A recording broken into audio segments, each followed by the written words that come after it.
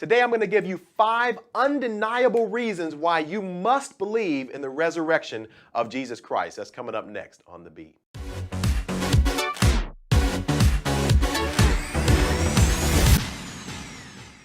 Hey everyone, my name is Allen Parr. Thank you all so much for tuning into The Beat. Today we want to ask the question, how can we know for sure that Jesus Christ really did rise from the dead? I mean, is this just some myth or some clever fable that a group of people made up that has trickled down throughout history that we have just been told to believe? Or is there some evidence or some proof that this is really indeed the truth? And so today I want to give you 5 undeniable reasons why you must believe in the resurrection of Jesus Christ. Reason number 1 is because of the precautions of the Romans. Now you must understand that the Romans started hearing rumors that the disciples were going to come and steal the body of Jesus Christ away and say that he rose from the dead. And so in order to prevent this from happening, they did 3 things. First of all, they put what's called a guard around the tomb. And a guard was nothing more than a group of 10 to 30 soldiers who were highly trained to protect this tomb and guard it with their lives. The second thing they did was they put a stone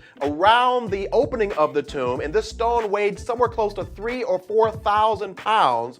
And so this hindered anybody who wanted to come in or get out. And then the third thing they did is actually put a Roman seal around this stone such that if anyone tampered with or broke this seal, they were punished by death. So to suggest, as some would, that the disciples broke in and stole the body of Jesus Christ and claimed that he rose from the dead would be highly unlikely, because here is a group of fishermen and tax collectors, and the Bible says shortly before Jesus was crucified that all of them were terrified and afraid and forsook Jesus and ran for their lives. And to think that this fearful group somehow got enough courage to break through a group of highly trained soldiers and steal the body of Jesus Christ is highly unlikely. The second reason is because of the faith of the disciples. We have to consider once again that right before Jesus was crucified, this group of disciples were cowards. But as soon as he rose from the dead, they all of a sudden turned into fearless preachers who were ready and willing to be beaten, burned, beheaded, sawed into 2, stoned,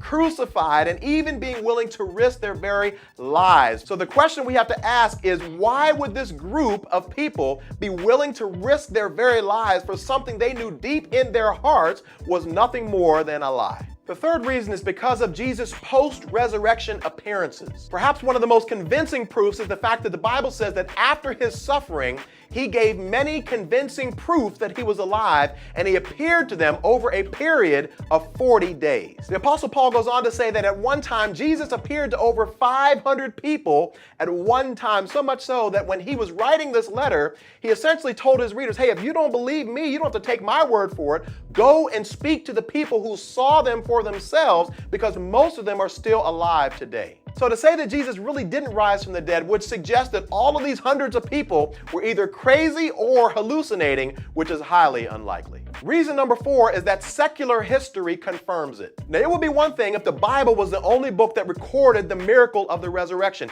but other secular history books record the same thing. First of all, it's recorded by a man named Joshepus, who was a Jewish non-Christian historian. Second of all, it was recorded by a man named Thomas Arnold, who wrote the history of Rome. What makes these testimonies even stronger is that they were written by non-Christians who were simply seeking to be credible and trustworthy historians, which means they had to report the truth whether they liked it or not. More recently, people like Frank Morrison, Lee Strobel, and Josh McDowell, all professed atheists, sought out to disprove the reality of the resurrection, thus proving that Christianity was nothing more than a false religion based on a myth. But as they dug into it and researched it more and more, they found that it was the undeniable truth, and eventually all of them converted over to Christianity. And reason number 5 was that the missing body of Jesus Christ was never found. If Jesus never rose from the dead, then that means that his body would have still been in the grave, which means that all the Romans needed to do